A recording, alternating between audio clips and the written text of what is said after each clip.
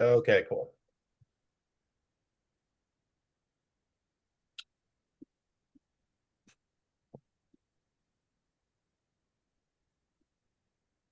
Hey everyone, as I said, I'm Sean Fettiplace. I am the national campaigns for Main Street Alliance, and I'm joined here by Alexis. Alexis, do you want to introduce yourself? Yeah, thanks, Sean. Hi, everyone. My name is Alexis D'Amato. I'm the Government Affairs Director at Small Business Majority. And both of our organizations are really excited to have you guys here. I know that we have a few different folks from our membership bases, so feel free to go ahead and introduce yourselves in the chat, place where you're from, what business you're representing, and bonus points if you can name us a couple of things that you know about the quote unquote One Big Beautiful Bill Act, the big large scale reconciliation bill that just passed in Congress, because that's what we're getting into today. So we'd love to test your knowledge a little bit. All right, cool. And Alexis, could we go to the next slide? Yeah, definitely. All right. So first off, who are we? We're Main Street Alliance and Small Business Majority. We've come together to work on tax policy. There's a lot of similarities, some differences, but a lot of commonality between our two organizations on tax policy. And so we wanted to join together to work on these issues over the course of this year. There's been a lot of changes in the tax code, and there's a lot of stuff coming down the pike as well that we want to make sure people are aware of and how to really push back against some of it. And so what we'll do today is we'll talk about the one big beautiful law. What does it do for small business? The fiscal year 2026 government funding, which is a separate pot of funding, but really important to the programs that impact small business owners. And there's also just general advocacy 101. And we do realize that a lot of folks on this call are seasoned veterans when it comes to advocacy, but some of this is just stuff specific to the August recess because folks are back home and they need to be hearing from their constituents. And so that's it. Next slide. Awesome. And we'll also be discussing some of the new tariff policies that have come down the pipeline, since I know that's on a lot of your minds in the audience. Cool. So as I said, the two of us came together to work on tax policy. We've worked collaboratively on a lot of issues over the years. And recently, the tax bill passed, which was an extension both of the existing 2017 Tax Cut and Jobs Act that was passed during the first Trump administration. But it also it was a much more expensive bill. It was a much larger package. It did a lot of different things that were not included in the original package, and it did so by really gutting a lot of essential programs that many of the folks on this call, the many of the folks that we care about, really rely on. And so we're working hard to make sure that people have that information handy to be able to make that impact. And this is also working to make sure that we can get some of this stuff undone and repealed, because some of it's going to go impact this year, and it's going to be devastating to small business owners and folks that they work with across the country. Yeah, thanks, Sean. So I'll go ahead and get into a little bit about what this bill does, what it includes, and what it means for small business owners. I'll also mention, just because we are talking about all of this under our tax coalition, that's not to say the bill doesn't impact other areas that you care about, like healthcare and access to government programs that the small business community and your workforce relies on. So let's get into it. We will start by going over a little bit of background on the legislative process that got us here. I'm sure a lot of you have been keeping up with this in the news, but just as a refresher's sake, so Sean mentioned that this bill included some extensions from 2017 tax law that changed your marginal rates, added a 20% small business deduction, so I'm sure we should all be familiar with that.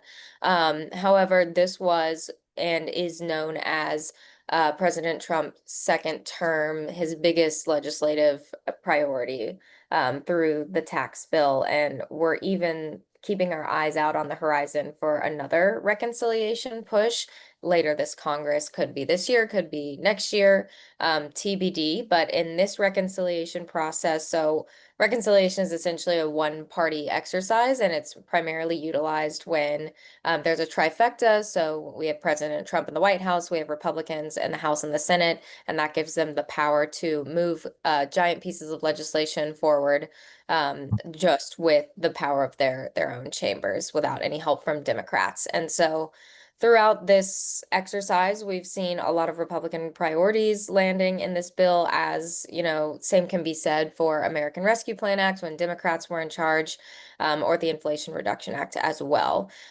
So we'll get into what the tax cuts do for business owners and what some of the trade-offs were, including cuts to healthcare programs. And specifically, we're talking about Medicaid cuts. That was the one big cut made to healthcare in the bill. But we'll also be talking about what the bill didn't do by way of extending certain subsidies for folks receiving Affordable Care Act plans.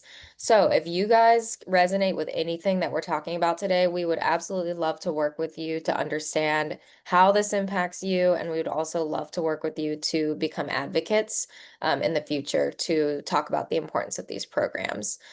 So I will start by going over what the business provisions are in the tax code, and then Sean will talk a little bit about the impacts to healthcare. So I'm sure that many of you are familiar with the 199A 20% pass-through deduction. This provision was made permanent through the reconciliation package. However, Congress added a $400 minimum standard deduction for business owners that make at least $1,000. So that should be most of us here on the call.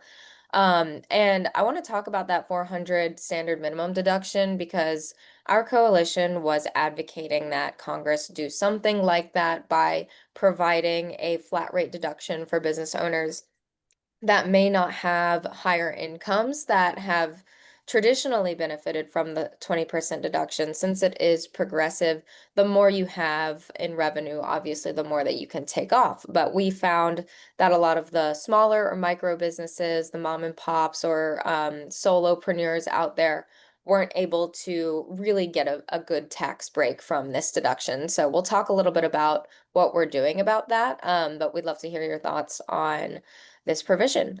And then not sure if any of you all have utilized the research and experimentation tax credit before, otherwise known as the R&D tax credit. In 2022, business owners had to pivot from expensing 100% of R&D expenditures in a single year to breaking that up in 20% pieces over 5 years. And so what the bill did, and this was a bipartisan provision, it restored the ability to write off 100% of your R&D expenditures in a single year, and for businesses that make less than 31 million. So assuming everyone here were actually able to amend your tax filings for previous years to go back and get that deduction and work through the IRS and take back any tax credits that you were owed. The bill also extended bonus depreciation up to 100% of property installed after January 19th of this year. It increased the amount that you can deduct under regular small business expensing. So Section 179, that includes machinery, computers, vehicles, and this limit was increased from about 1.2 million to 2.5. So that's a pretty big jump. We also saw an expansion of tax credits for paid family leave and childcare. Unfortunately, that only benefited the larger employees because in the provision there were, business owners had the ability to invest up to 500, 600,000 in infrastructure for childcare and family and medical leave. And we know that that's just not doable for a lot of folks on Main Street. So what we're still doing is working with Congress to underscore the importance of subsidizing these programs, providing tax credits, expanding tax credits to be able to bridge that gap between larger employers, which can offer the ability to help offset the cost of childcare or paid family leave. Because we want to keep you guys competitive with the bigger guys in the community as well. And speaking on tax credits for childcare, the CTC was moderately increased to 2,200 per child. And then salt. We know that a lot of folks in, especially blue states, cared about the salt deduction. So the bill increased the state and local tax deduction from 10,000 to 40,000. And so I'll dig a little bit into what happened with Section 199A and the work that our coalition did on it. So we've again found an overwhelming amount of data that showed that the majority of benefit from that tax provision went to the top 5% of pass-through entities. You can think of these people as the law firms, the lobbying firms here in DC. We know of a few that took a big tax deduction home. And so what we did is we worked with Congresswoman Gwen Moore from the great state of Wisconsin to introduce a bill that would allow business owners to take up to $25,000 instead.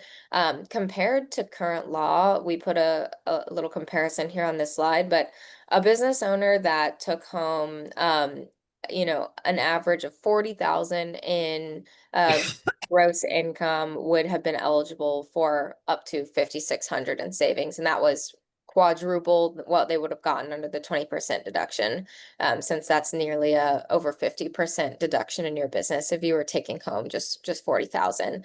So this bill name is called HR 3249. It's called the Mom and Pop Tax Relief Act. We'd love to hear your thoughts about this. This, in terms of timing, is something that we're going to continue to advocate for whenever there is a chance to reform the tax code again. But for now, the permanent 199A at that 20% level is the law of the land. So we'll keep you all posted as that develops. So I will pivot it over to Sean for cuts to Medicaid, and I apologize if anyone can hear my neighbors doing their lawn right now. It's a great time to do that.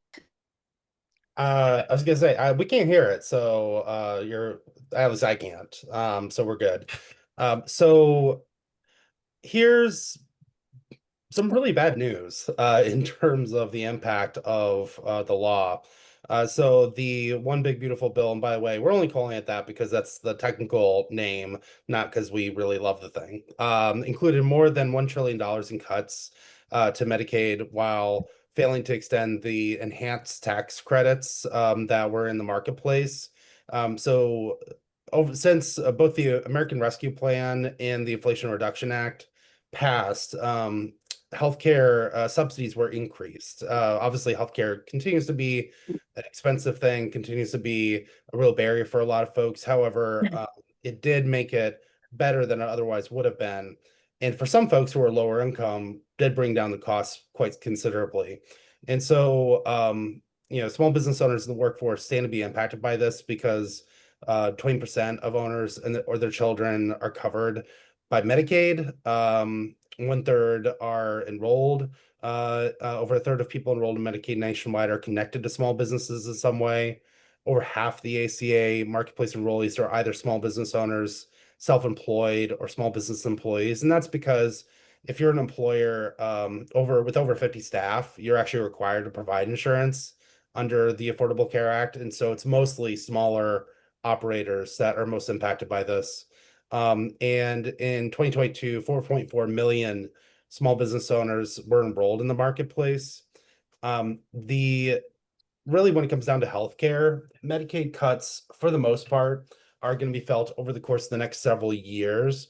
And the reason why is because with the state budget process, the states essentially enter a contract with the feds on Medicaid on a either biennial or annual basis based on their state budget.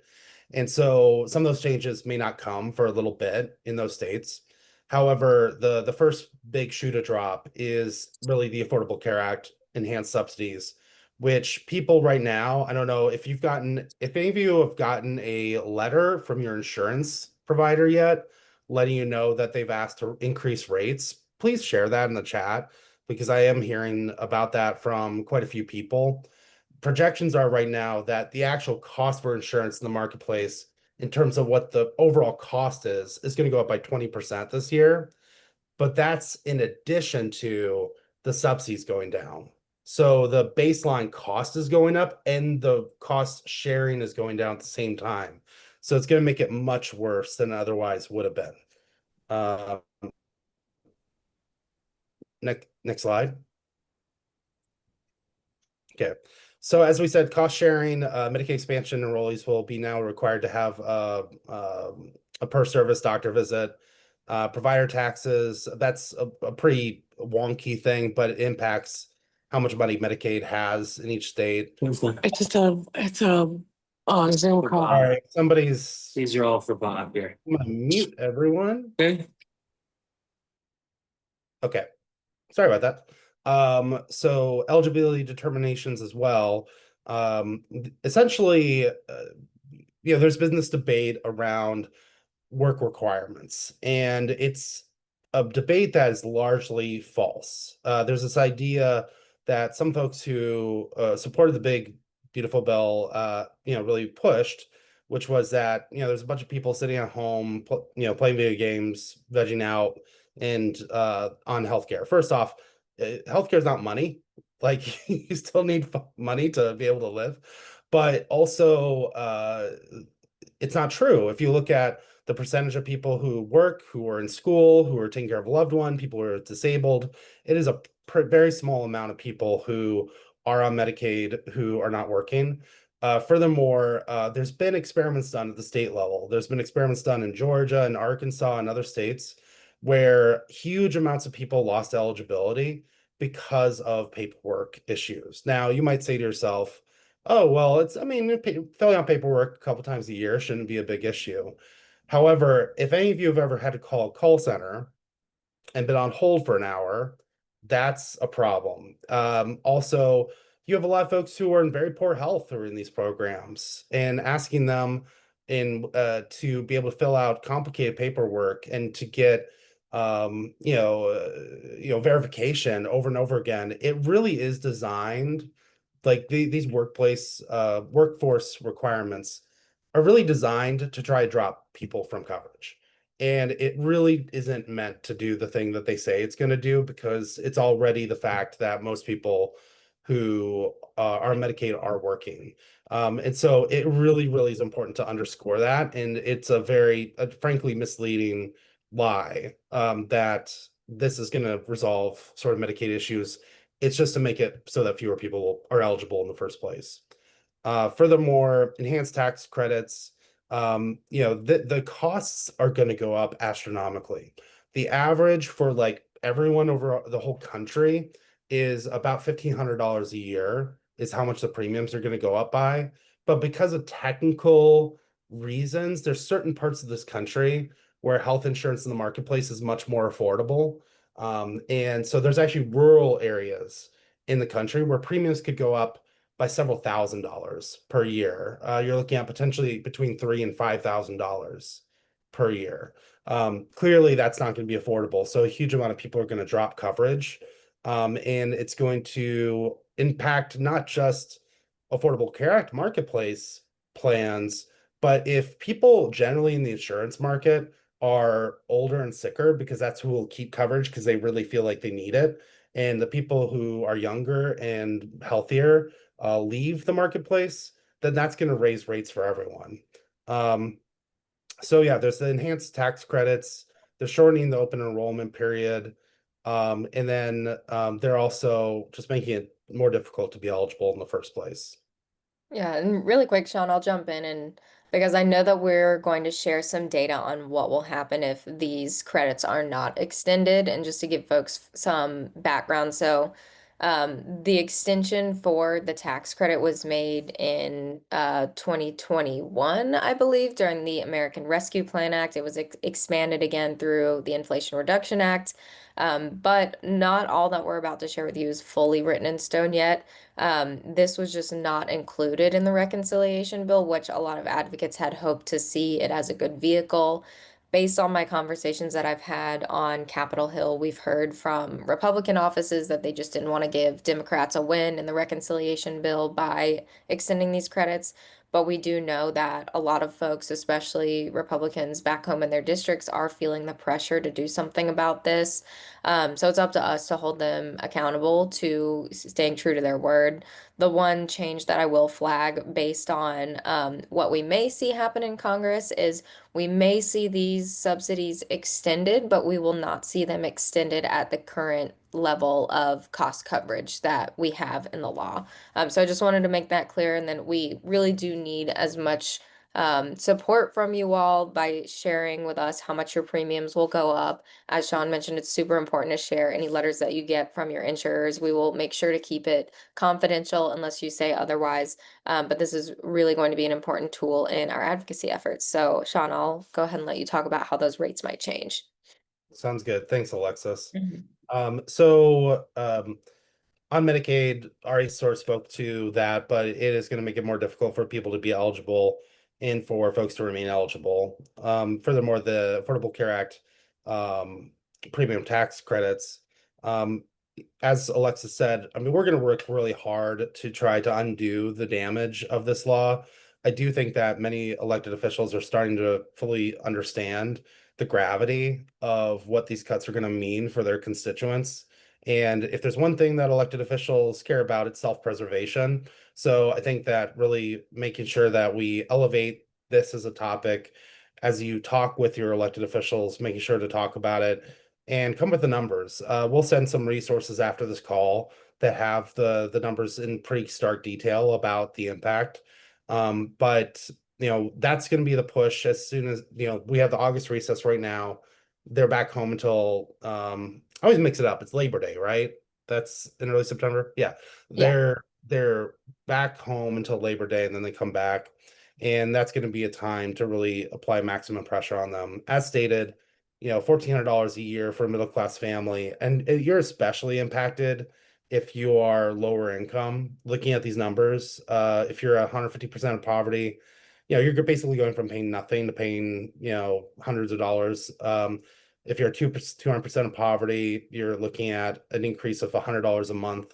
250% of poverty, you're looking at an increase of $120 a month. And for folks who are living paycheck to paycheck, or that can be a huge difference, especially with other costs rising right now as well. But as stated, it is significantly worse in rural areas. And that's actually sort of the political dynamic with this, is that the folks who voted for this bill, their constituents are the ones going to be hurt the most by it. Next slide. And not only that, but it's not paid for. So not only is it cutting healthcare for small business owners and staff and folks, is that it's going to explode the deficit. There was a new projection that came out, I believe it was yesterday, by the Congressional Budget Office, which is the nonpartisan referee for Congress. They're the ones who really crunch the numbers and give an assessment, irrespective of party. And they said that's going to cost 4.1 trillion over 10 years. Now, this is actually worse than it sounds. That sounds bad enough as it is, but it's worse than it sounds because this is going to increase our borrowing by so much that it's going to cause inflation to spike because treasury bonds will become a higher percentage. It's a little technical, but basically, because we're going to borrow more, borrowing costs are going to go up, and that's going to impact the interest rate set by the Fed overall. And so it's not just going to increase our borrowing costs as a country, but it actually has an impact as well on car loans, on business loans, on mortgages, on all the other things. So it's not only going to cost the country more, but for everyday goods that Americans need, it's also going to increase costs as well. So when you account for that, in the short run, the package actually only boosts gross domestic product by 0.2% per year, which is basically a rounding error. But there's a lot of gimmicks in the law that backload a lot of the cuts and a lot of the other negative things in the package. And so actually by mid-century, which sounds like a far way away, but it's not really that far. I mean, we're closer to 2054 than we are to the 1980s. Then by then, the economy will actually be smaller than it would have been if not for this package. So you're doing so the overall sort of macro impact of this package is negative for the economy. And so it really makes you ask the question, why pass it? And the answer really is that, the biggest corporations, those who are really the most powerful, are benefiting from this at everyone else's expense. Yeah. Thanks, Sean. And an example of that is there's going to be less repercussions for individuals that are evading taxes offshore. There's going to be less enforcement on larger corporations. And when larger entities aren't paying their fair share, we see tax increases for everyday Americans and small business owners. So this is really important to think about in terms of the impact on the economy. So now we'll switch gears just a little bit to talk about government funding. And while this is going to be separate from the reconciliation bill we were just talking about, they're really intertwined, and they impact one another a good deal because they both have a direct impact on our budget and our deficit, how much the government can spend. Unfortunately, in my experience, when we are in a fiscally tight environment, Congress is going to eye programs that are easy to chop off the block first, and that's unfortunately going to be programs that benefit small businesses. So we'll talk a little bit about what we've seen at risk and then what we're seeing as Congress is heading into recess. And then we'll help you guys understand how you can maybe talk to your members about this, make a call, write a letter, do whatever you need to do to tell them about your thoughts here. So I'll start by sharing what we heard the president wanted Congress to do, which was to eliminate and consolidate a handful of small business programs.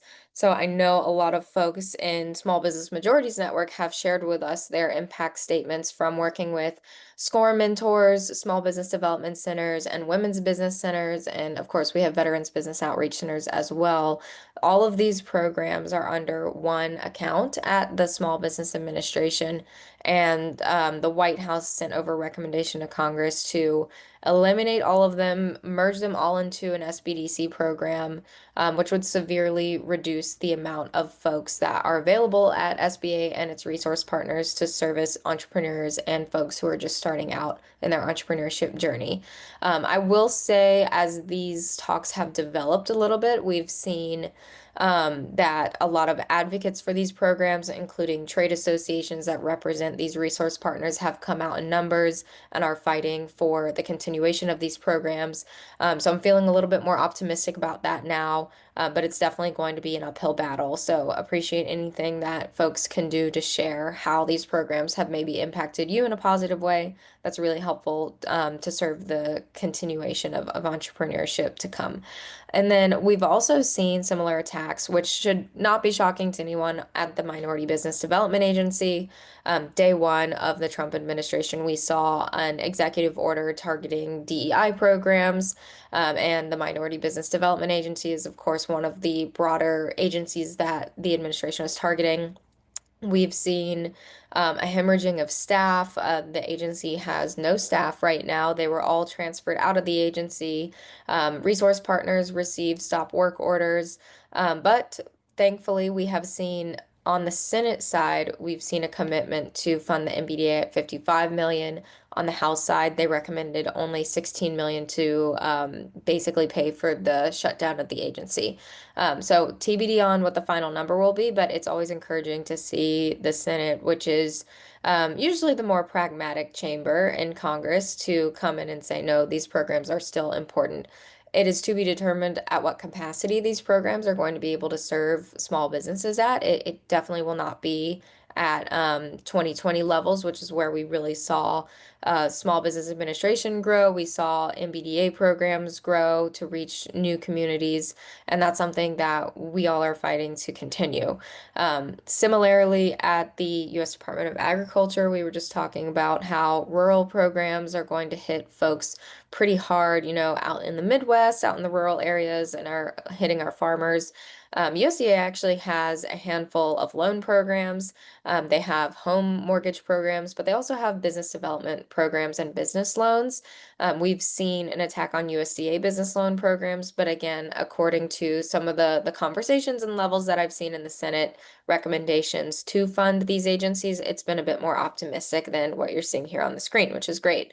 And lastly, a program through the Department of the Treasury called the Community Development Financial Institution Fund, CDFI fund for short, provides access to technical assistance to loans for small businesses. Right now, the CDFI fund is having to basically pick and choose which of its programs are most important to continue. There are going to be some cuts to the CDFI program, but we don't know exactly where. So we tend to defer to our partners in the CDFI space to let us know, which programs are most important for small businesses and to support them in their advocacy there. So it kind of talked about the difference between what we saw the president request.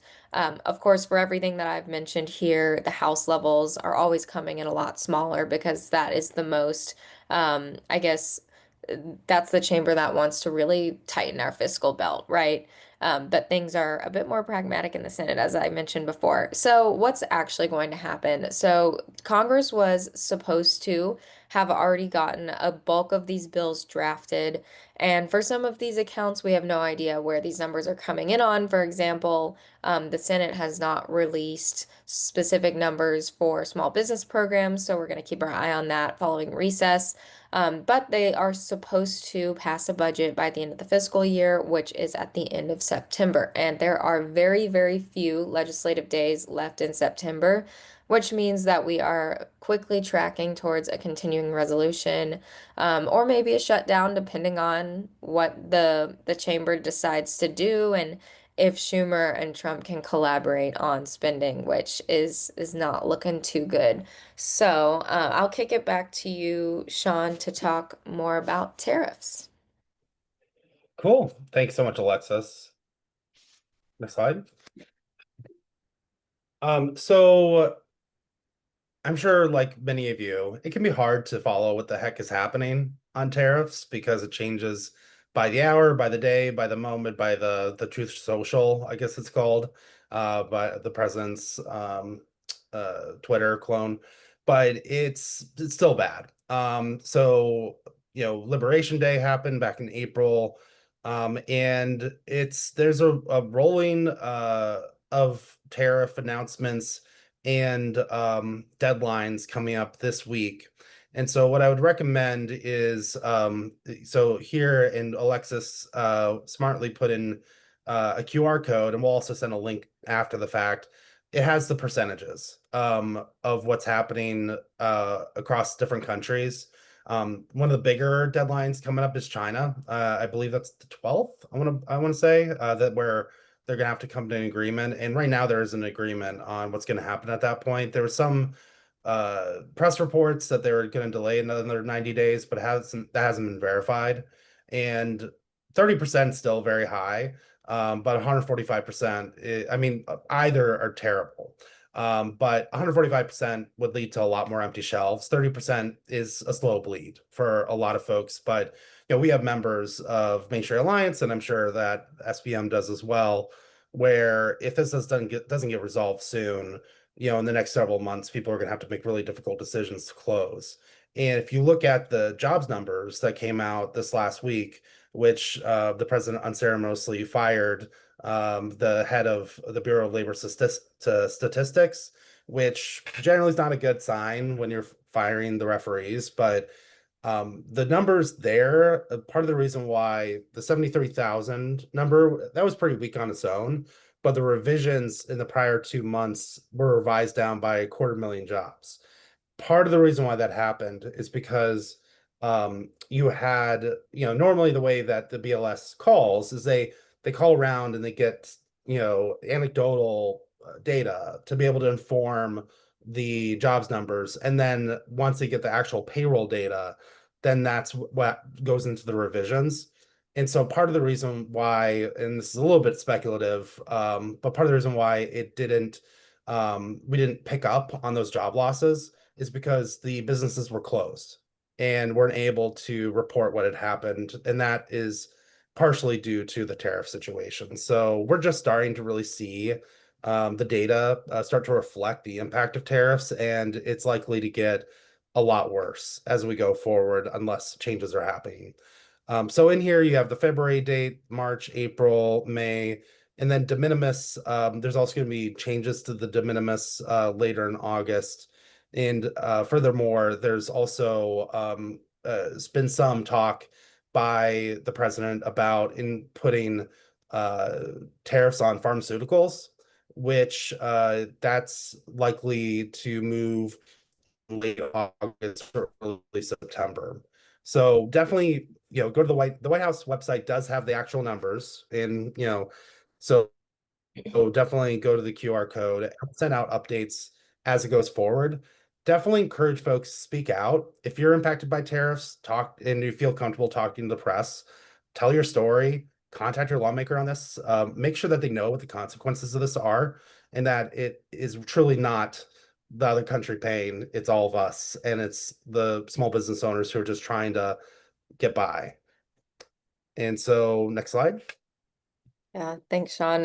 And as we're going into advocacy and why that's important, I'll also say that both Main Street Alliance and Small Business Majority are happy to connect you to reporters, to lawmakers, to share your story, because this is something that we've seen a great need for in terms of advocacy efforts. So with that, let's talk about how we can make our voices heard. And just wanted to underscore the importance of this moment right here that we have heading into this August recess. This is the time for members of Congress to go home and hear from people like you all. And also, it's important to remember that we elected these people, so therefore they do work for us. I know it doesn't feel that way sometimes, but this is our chance to hold them accountable to that reality. So it's really important to be able to connect with your representative and to share your story on your thoughts on these issues. So we, as Sean mentioned, we have until right after Labor Day for Congress to be home. And I know that it can be daunting to reach out to your representative if you haven't done that before. That's exactly what organizations like Main Street Alliance and Small Business Majority are here to do. Both of our teams are working hard to set up visits with folks in our membership, and we'd be happy to walk you guys through the steps as well if any folks here are interested, and also meeting with their members of Congress this recess. But there's also step-by-step guides that we can send you. We have an advocacy toolkit that we can attach as well if you want to do this on your own, that outlines steps on how to contact your offices. And for this case, you'll be better off calling the district office, which is easier to get through to anyways, in my experience. But you can also do things as lightly as sending an email, sending in a voice message to the office. They do get listened to, and they are put in briefing memos that go to the congressperson, taken from an intern who used to do that work many years ago on the Hill. But you can also show up to meetings that are already happening. You don't have to coordinate your own. We're happy to pass along any local town hall meetings that we know of that are happening, but also just to elevate your stories, your quotes is the best way for you guys to get invited to things. For example, a few of our business owners in New Mexico who submitted a quote on how tariffs are impacting their business both got invited to sit on a small business roundtable with Senator Lujan. So sharing your story is the best fast track way to make sure that your issues are heard and that you have a seat at the table. So we talked about a lot of different issues here. There's a lot going on right now. But we do recommend that you pick the issue that's closest to you in terms of the impact that it'll have on your business, your income, your family, etc., your community. We've listed some ideas here that you can talk to your members about. I will say healthcare and tariffs are the most timely items to talk to folks about, because there's still a lot to do on the healthcare front. When members come back, there is that opportunity to extend those ACA tax credits. So it's super critical to let them know what the impact's going to be on you if they don't do that and get their act together. Tariffs, always relevant to talk about. Taxes, you can raise this if you are not thrilled with what was in the tax bill. If you didn't like what you heard, you can talk about that. If you liked what you heard, you can talk about that. It's your prerogative at the end of the day. And then we can also talk to our members about access to capital. We know that we didn't really get into that in this presentation, but there's a lot of changes that are happening at SBA loan programs. You can check up on both of our organizations' web pages. We do webinars all the time on these topics to tell you about what these changes are and what you would need to do to navigate those. But lastly, as I mentioned on the federal funding side, if you've utilized any of those programs I mentioned, please feel free to share how they've helped you. And Sean, feel free to jump in whenever you like. I'll Yeah. just keep rolling up if not.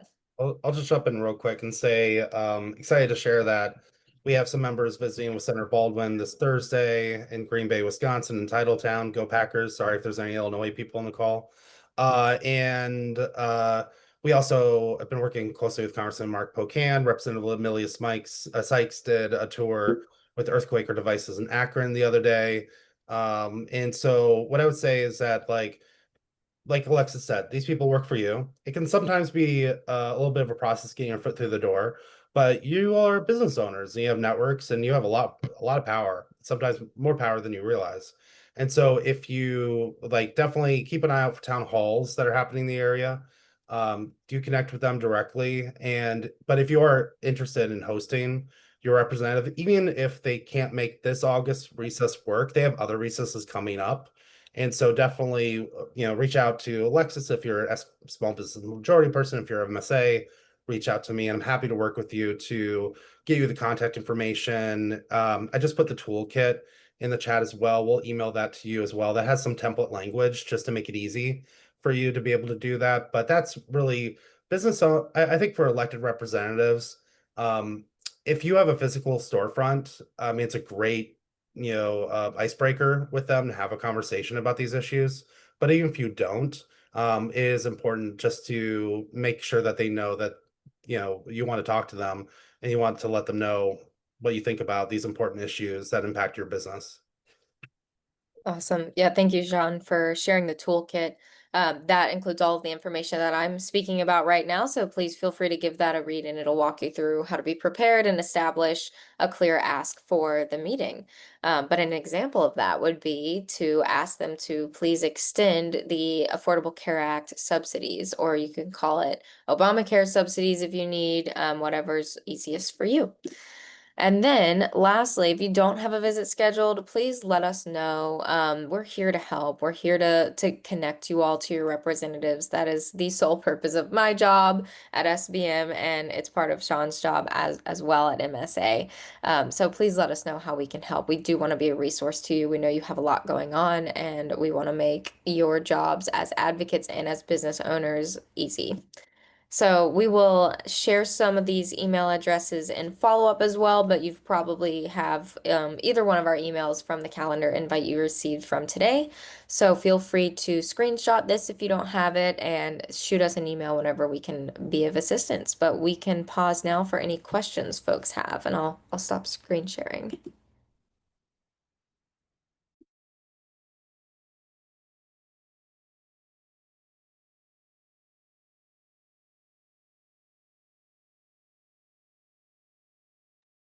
Any question is a good question.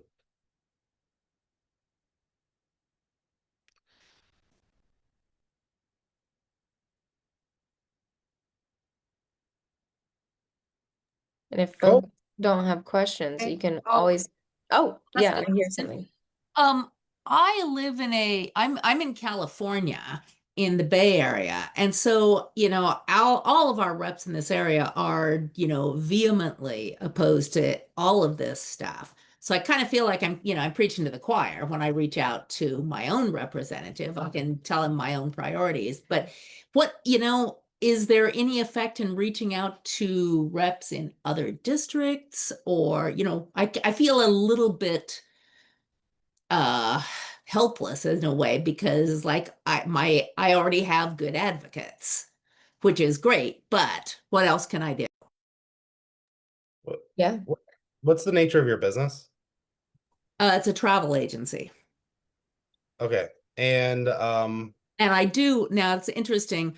My company is actually headquartered in Colorado. I work remotely from California, and I have employees in 6 different states. yeah. I mean, Alexis, I don't know how you feel about this, but like if your company's headquartered in Colorado, like I would say it's fine to contact those representatives there because you employ people in those districts. But Alexis, I don't know how you feel about that. Yeah, I totally agree. And I think you could even contact representatives based on where your employees are living because this impacts them in their communities as well. So any ties that you can find to representatives that you think may be worthwhile reaching out to, feel free to go ahead and do that. And as for California, yeah, there are a lot of really good advocates in California, but there's also some representatives that are on the other side that may be a bit more vulnerable. So to also encourage you to reach out to those folks too. And a couple members that we've been targeting, especially for healthcare, include Representative Young Kim, who also cares about small business issues, so it's a good tie-in there. And then Representative Valadeo is a good one as well. So just some ideas, but happy to provide more ideas if you shoot us an email with any more context you have. Great, thank you, appreciate it. Mhm.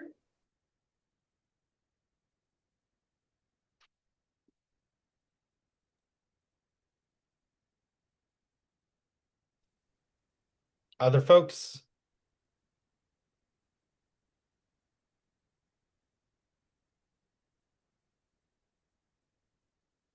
Okay. I had actually asked a question in the chat. I was just curious, where do you guys ask for us to find out information about the town hall locations? Yeah, so that's a really good point. What I would recommend doing is for your senators and for your House rep, sign up for the newsletters. They send out those periodically. If you are on social media, follow them on social media. A lot of elected officials don't hold town halls anymore because, to be honest with you, there was the political violence against Gabby Giffords, plus, there's just been a lot of protests at town halls. So I think a lot of folks have just moved to default of not holding them. I would strongly argue that it is their constitutional responsibility to hold town halls and make themselves available. So recently Brian Style here in Wisconsin, he held a town hall, he got an earful, but he did show up and he did answer questions. Mike Flood yesterday too in Nebraska, he held a town hall, same thing. Um, you can't just show up and just preach to the choir. Like these folks work for these constituents, and when they're back home in August, they should be holding these. So I would say sign up for those newsletters, and I'm going to keep an eye out. There's a Twitter account that tracks town halls, and if I see a town hall in a place where we have folks, I'll definitely flag that, but I'll also send it after the fact so people can track it themselves. Because sometimes town halls don't get announced terribly long before they take place. Also, teletown halls, I don't love teletown halls because it's a way to it's almost like theater because they can screen the questions but if your question isn't if it's fairly neutral and it's about policy, you might be surprised how often you can actually get your question asked on a teletown hall. So I would definitely keep an eye out for those. And David, it looks like you're both driving and trying to ask a question, so please be safe. Hi. I just wanted to weigh in on friendlies. And, if my representative already agrees with everything I'm going to discuss with them, if they don't know you well, or even if you have one or two other business owners who would like to be introduced and meet them, I'd ask for the lobby visit anyway. You're not convincing them of anything. You want to let them know that you have their back, and maybe you'll even create a small business roundtable out of it, so that that rep doesn't necessarily know where all of their support is in specific, even if they understand that they win their district with 54% of the vote anyway. So that would be my advice, is to create these relationships, because we're going to need them. We're going to need them after the 26 elections, probably going to need them after the 28 elections also. So understanding who we are to them and offering them whatever level of support they might find helpful in various areas of the district. So I wouldn't shy away just because you guys agree. That's all. I agree. And at this point, obviously there's this redistricting funny business going on at the moment, which is rather unfortunate. But it historically, it's the case where in the first term, the House often flips. And so if the Democrats are in the majority, they'll have the power to move legislation and to do subpoenas and to wield the gavels of the House committees. So to David's point, just because folks don't have a whole lot of power at the moment doesn't mean they won't have a lot of power soon. Uh, I see. Is it Days? Is that how I say your name? Yeah, that's right. Basically, I wanted to applaud what you guys are doing in terms of providing us with additional tools. I did want to check, in light of the fact that, like some of the other speakers, that my local representative is on the same side as I am. I wanted to know if you know of resources where I could be supportive of business-friendly organizations in other states. Yeah. Are you in California? Where are you at? Yeah, I'm in California. Okay. That's a good question. Are you were you on the small business majority list or MSA? Yes. Or, Okay. well, sorry, small business majority. Okay, Yeah. yeah, Des, I can reach out to you and connect you with our California director who does a lot of great work in the state, and she's also really well connected to other business organizations in the state that would be able to provide resources too. Actually, it's the resources in other states that I think are probably more effective at this Yeah. point. Okay, Because gotcha. they're hearing from their own constituents about the impacts. I'm not exactly sure how I can help those organizations, but I can't move the needle locally. Right. Okay. I gotcha. Yeah. Well, luckily for you, all of us on the SBM and MSA side, we work in multiple states across the country. So let us think about this a little bit, and then we will follow up with you if there's anything that we think you can do. But I do think, talking to folks in other states is important, sharing your story, even getting in local news outlets if they'll take your story. Thank you. Mm-hmm. Any other questions?